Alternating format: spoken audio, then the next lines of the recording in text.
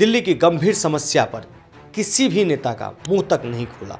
न सत्ता पक्ष ने कुछ कहा और न ही विपक्ष ने कोई गंभीर चिंता जताई। WHO के मुताबिक अगर आप दिल्ली में रहते हैं तो आप रोजाना 18 से 20 सिगरेट बराबर जहरीला धुआं अपने अंदर ले रहे हैं। सोचिए, सांस लेने के लिए एयर प्यूरिफायर जनता खुद खरीदे, बिजली बैकअप के लिए इन्वर्टर जनता खुद लगाए, अच्छे इलाज के लिए निजी अस्पताल जाए, अच्छी शिक्षा के लिए प्राइवेट स्कूल में पढ़ाए, पानी पीने के लिए भी RO का इस्तेमाल करे, तो फिर सरकारी टैक्स किस बात का ले रही है।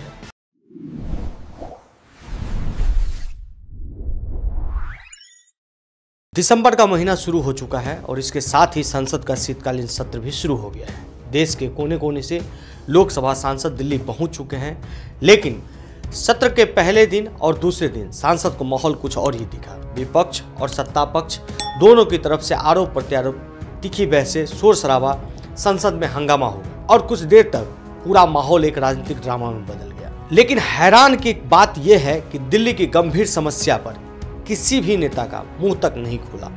न सत्ता पक्ष ने कुछ कहा और न ही विपक्ष ने कोई गंभीर चिंता जताई।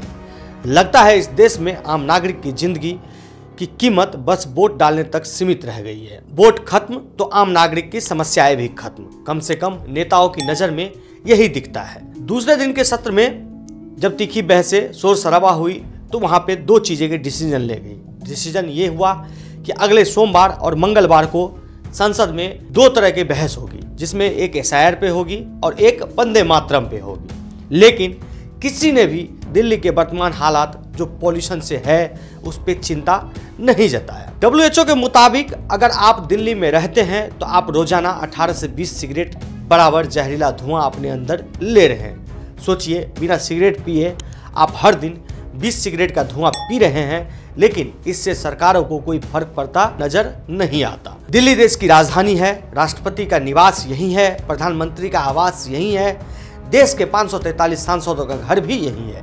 फिर भी राजधानी का हालात ये है, तो सोचिए बाकी शहरों और छोटे राज्यों का क्या हाल होगा। दिल्ली के आसपास अधिकतर राज्यों में डबल इंजन की सरकार है, खुद दिल्ली में ट्रिपल इंजन की सरकार है। फिर भी हवा इतनी जहरीली है कि बच्चों और बुजुर्गों का जीवन खतरे में पड़ गया है। नौजवान परेशान है, सैकड़ों परिवार दिल्ली छोड़ चुके हैं। सोशल मीडिया पर लोग अपनी आप बीती साझा कर रहे हैं, कैसे उनके बच्चे सांस नहीं ले पा रहे, कैसे बुजुर्गों को रात में ऑक्सीजन जैसी स्थिति बन जाती है और नेताओं को सिर्फ वोट बैंक की राजनीति की बड़ी हुई है। सोचिए, सांस लेने के लिए एयर प्यूरिफायर जनता खुद खरीदे, बिजली बैकअप के लिए इन्वर्टर जनता खुद लगाए, अच्छे इलाज के लिए निजी अस्पताल जाए, अच्छी शिक्षा के लिए प्राइवेट स्कूल में पढ़ाए, पानी पीने के लिए भी RO का इस्तेमाल करे, तो फिर सरकारी टैक्स किस बात का ले रही है। ये वही दिल्ली है जहां राष्ट्रपति रहते हैं, प्रधानमंत्री रहते हैं, 543 सांसद रहते हैं।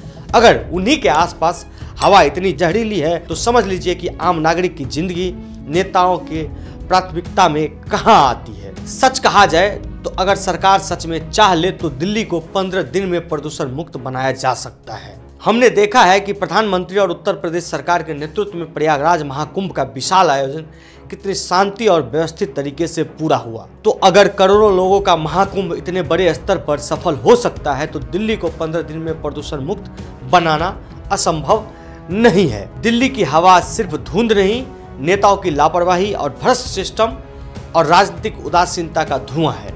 अब समय है जनता सवाल पूछे, क्योंकि सांस लेना भी अगर लग्जरी बन जाए तो लोकतंत्र में सबसे बड़ा संकट यही है। आपसे निवेदन है, सोचिए, पूछिए और आवाज उठाइए।